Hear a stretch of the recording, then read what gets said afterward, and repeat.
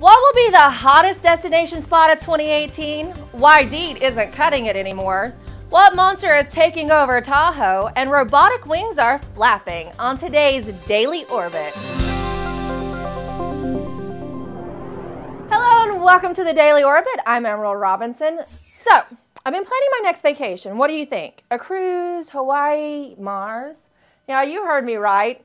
I'll have to wait till 2018 to take that trip, but a private space company is planning to send space tourists to Mars on a 500-day journey starting in January 2018. The project is headed up by Dennis Tito, who became the first space tourist himself when he paid $20 million back in 2001 to take a trip to the International Space Station. The trip would involve a flyby of Mars in a modified SpaceX Dragon Capsule with a free return back to Earth. 500-day trip? I better start banking my vacation days. Oh, quick, throw me the DEET. DEET has been widely used to keep mosquitoes away and is invaluable in countries where malaria and dengue fever outbreaks are spread by these disease-carrying bugs. But it might not be so effective after all. New research shows that these pesky pests will ignore the smell of DEET after only 3 hours of exposure. They believe the bugs are habituating to the smell of this repellent developed by the U.S. military back in World War II. Oh, stupid bug. Hey, I'm flying here. That works too. Ah! Giant goldfish are taking over. Well, in Lake Tahoe anyway. Just like the Burmese pythons that have infested the Everglades, Tahoe is seeing its ecosystem disrupted by this non-native invader. Question is, who even knew they existed? And how the heck did they even get there?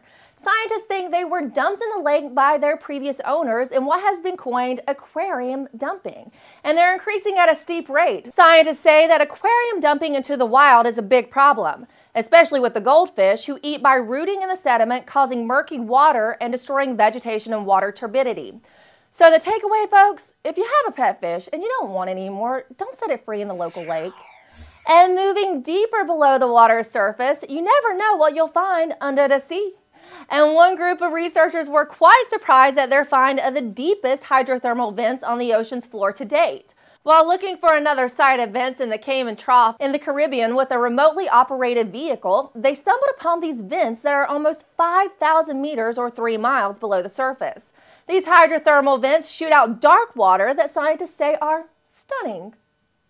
The vents are formed by the boundary between two tectonic plates, and the water shooting out has been measured at 401 degrees Celsius. Talk about being in hot water. And what if you're a scientist and you can't get your subject to cooperate? Then just make a robot version.